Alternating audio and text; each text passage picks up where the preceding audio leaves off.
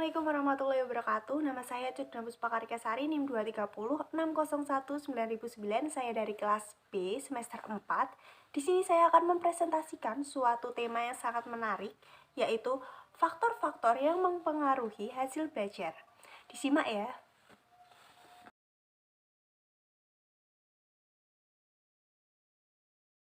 Sebelum kita membahas faktor-faktor yang mempengaruhi hasil belajar, kita harus tahu dulu nih, apa pengertian dari hasil belajar.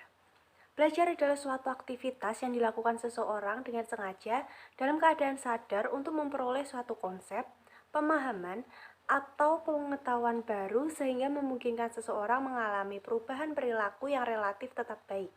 Sedangkan hasil belajar adalah sejumlah pengalaman yang diperoleh oleh siswa dalam mencakup ranah kognitif, efektif, dan psikomotorik. Hasil belajar dapat dilihat dari adanya perubahan persepsi dan perilaku. Penilaian belajar siswa mencakup segala hal yang dipelajari di sekolah, baik itu menyangkut pengetahuan, sikap, dan keterampilan yang berkaitan dengan mata pelajaran yang diberikan kepada siswa. Selanjutnya yaitu adalah prinsip-prinsip belajar. Menurut Adi, ada 3 prinsip belajar yang utama, yakni yang pertama ada classical conditioning.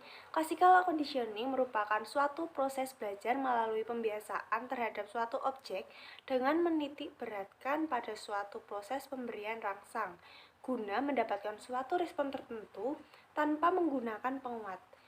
Kemudian yang kedua ada instrumental operant conditioning, artinya hukum efek menyeleksi dari sejumlah respon acak hanya respon yang diikuti oleh konsekuensi positif. Kemudian yang ketiga ada cognitive learning.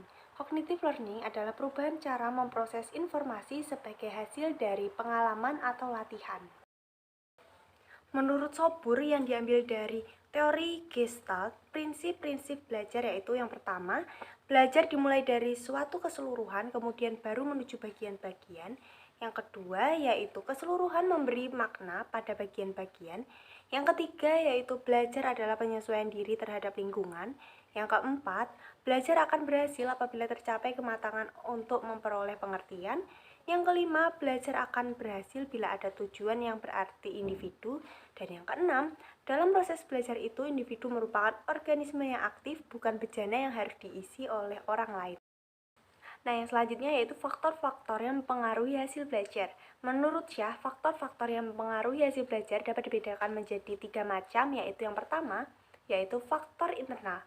Faktor internal adalah faktor dari dalam siswa, yakni kondisi jasmani dan juga rohani. Kemudian yang kedua ada faktor eksternal, faktor dari luar siswa, yakni kondisi lingkungan di sekitar siswa.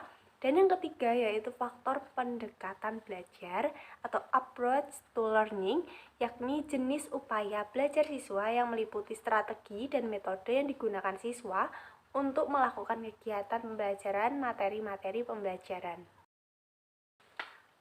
Faktor-faktor yang mempengaruhi hasil belajar.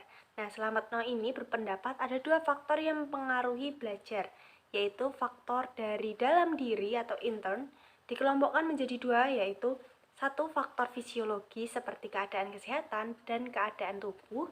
Kemudian yang kedua ada faktor psikologi seperti perhatian, minat, bakat, dan kesiapan. Sedangkan faktor dari luar atau ekstern yaitu faktor sekolah seperti kurikulum, metode mengajar, relasi warga sekolah, disiplin di sekolah, alat pelajaran, dan keadaan gedung dan juga perpustakaan. Namun, Dalyono mengemukakan faktor-faktor yang mempengaruhi hasil belajar sebagai berikut. Yang pertama ada faktor internal. Faktor internal adalah faktor yang berasal dari dalam diri seperti kesehatan, inteligensi, bakat, minat, motivasi, dan juga cara belajar. Yang kedua ada faktor eksternal, yaitu faktor yang berasal dari luar diri seperti keluarga, sekolah, masyarakat, dan lingkungan sekitar. Namun, menurut Ghazali, ada banyak faktor yang mempengaruhi belajar antara lain motivasi, sikap, minat, kebiasaan belajar, dan juga konsep diri.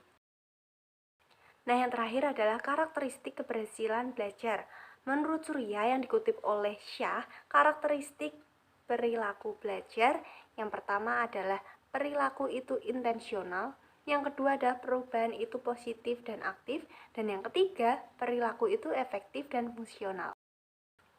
Dari presentasi yang saya sampaikan, dapat disimpulkan bahwa belajar merupakan suatu perubahan tingkah laku yang relatif menetap pada seseorang akibat pengalaman atau latihan yang menyangkut aspek fisik maupun psikis.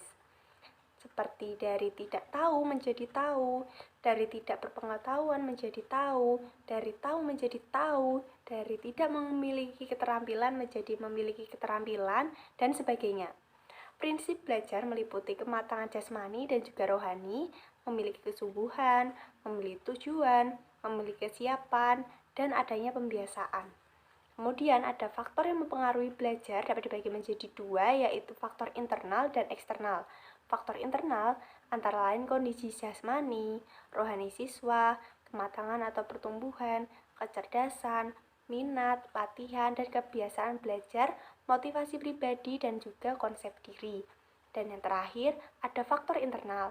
Faktor internal antara lain adalah pendekatan belajar, kondisi keluarga, guru, dan cara mengajarnya, juga kesempatan yang tersedia dan motivasi siswa. Nah, itu tadi adalah presentasi yang saya sampaikan. Semoga bermanfaat. Mohon maaf apabila saya memiliki kesalahan dalam penyampaian materi atau pengucapan kata. Sekian dari saya. Wassalamualaikum warahmatullahi wabarakatuh.